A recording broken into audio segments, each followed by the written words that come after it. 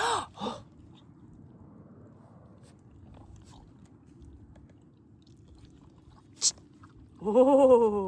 Donc là, je viens de faire la clôture électrique. C'est la seule chose qu'on peut faire lorsque le cheval nous babine. Doucement, Silver. C'est la seule chose qu'on peut faire pour que le cheval ait une association vraiment là que ce soit déplaisant. Ouais, on lâche tout. Que ça soit déplaisant s'il nous babine ou s'il fait comme nous mordre, c'est qu'on va bouger très rapidement en faisant comme ça. Ça fait comme l'effet d'une clôture électrique. C'est-à-dire que ça fait une espèce de sensibilisation rapide, là. Le cheval ne comprend pas le concept. Le cheval ne comprend pas le concept de négation. C'est-à-dire que le cheval ne comprend pas, on ne peut pas, on ne doit pas, ne touche pas, ne babine pas, ne mord pas ma pouliche. Le cheval ne comprend pas ceci. Ah, il y a un relâchement parce qu'il y a eu des stress. Le cheval ne comprend pas ceci, OK? Ce qu'il comprend, c'est une association négative. C'est-à-dire qu'il a fait quelque chose, puis tout de suite, il est arrivé quelque chose de négatif. Oui, garçon, tu vis plein de stress. Il est arrivé tout de suite quelque chose de négatif. Du genre, il a touché la clôture électrique et là, tout de suite, il a reçu un choc. Ça, c'est apprentissage par sensibilisation. Donc, si le cheval nous mord ou nous babine, on va bouger très, très rapidement pendant que ses lèvres sont sur nous et on va faire tchit en même temps. Ce que ça va faire, c'est pas « Ah, elle veut pas que je la touche, elle veut pas que je la babine ». C'est pas ça que ça va faire. Ce que ça va dire au cheval, c'est carrément qu'il y a un apprentissage associatif, c'est-à-dire que c'est désagréable lorsqu'il met ses babines sur nous. Mais là, c'est doux, là, fait que... Mais je suis pas capable de le faire, c'est trop doux. Il est en train de me parler, il me raconte des choses, il veut aller au champ là-bas. Alors, pas d'apprentissage, pas de concept de négation, mais le cheval va être interrompu dans son comportement si on fait comme « Hey! » Là, à ce moment-là, il va être comme saisi et interrompu. C'est pas qu'il a compris que tu voulais pas qu'il babine ça.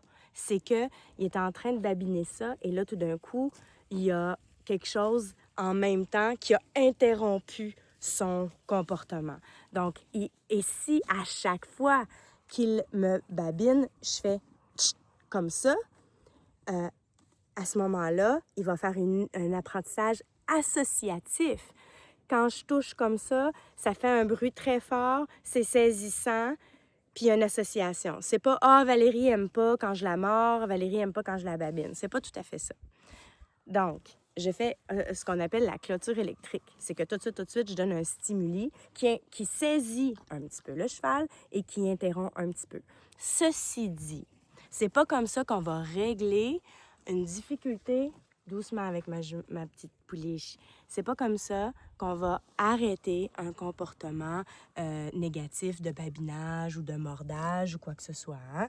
Parce que le babinage excessif, le mordage excessif, eh bien, c'est vraiment une fonction du stress. Donc, il faut relaxer le cheval.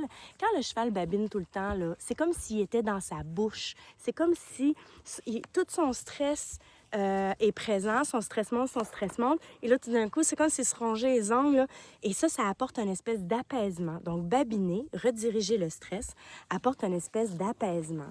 Et donc, il faut comprendre qu'est-ce qui fait en sorte que le cheval babine et mord.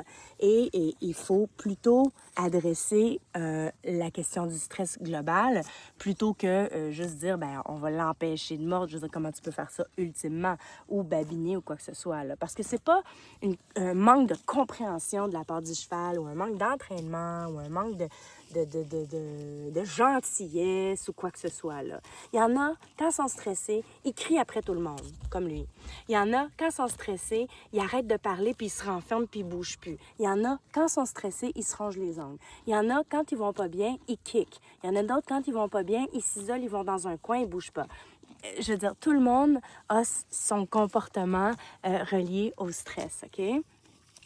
Tous les chevaux aussi ont des comportements de relâchement de stress. Alors, Silver, lui, il bâille à journée longue. Donc, il vit des choses, il vit des stress. Puis là, oups, son stress redescend, il bâille, il relâche.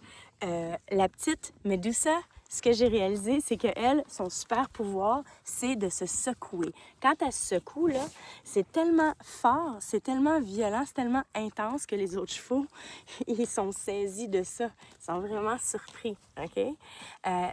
Core, elle, ses relâchements, c'est vraiment, elle fait quelques pas, puis après ça, elle fait des gros soupirs puis des ébrouements. Mais elle fait vraiment quelques pas par en avant, comme « Wow! » Elle s'en va, là, puis elle fait vraiment quelques pas au trot. Et ensuite, elle ébroue. Évidemment, l'ébrouement, c'est un gage extraordinaire de relâchement. L'ébrouement, c'est le summum. Et tous les chevaux doivent ébrouer. C'est super important.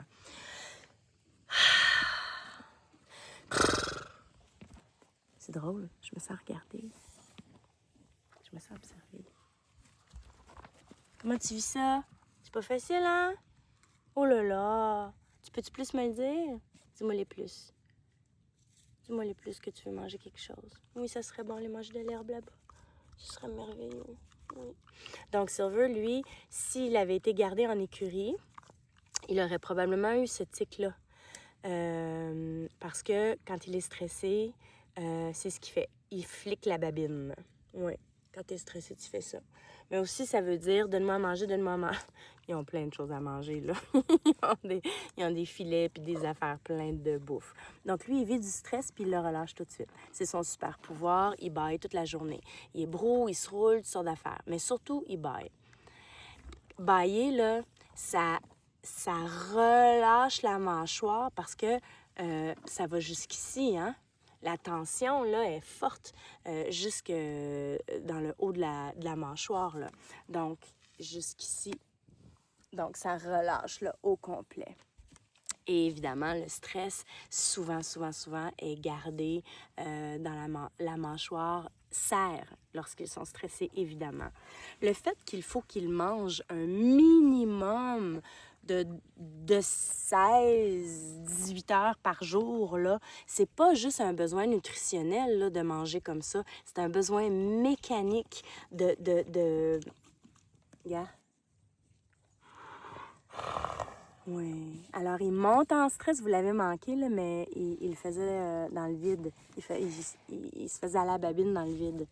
Et là, il relâche. Parce qu'il n'y a pas ce qu'il veut.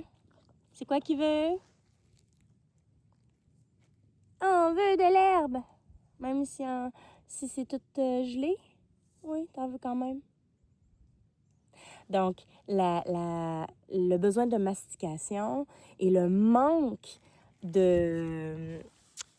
Le besoin de mastication, donc le fait de manger toute la journée, c'est pas juste parce qu'il y a besoin d'apport nutritionnel, là. C'est vraiment que mécaniquement, là, il doit mastiquer. Et donc, les chevaux qui n'ont pas assez à se mettre sous la dent, carrément, là, ça rend fou. OK? Ça les rend fous de stress. C'est extrêmement anxiogène de ne pas avoir ses besoins remplis. Puis là, c'est comme, il n'y a rien. Puis, et là, ça devient déréglé. Donc, souvent, les jeunes chevaux qui développent des tics à l'appui, hein, ben, souvent, c'est parce qu'il n'y avait pas assez à se mettre sous la dent. Là. Le tic du roux, là, c'est un cheval qui ne pouvait pas mastiquer. Puis à un moment donné, là, il ne se pouvait plus. Puis il fallait qu'il morde après quelque chose.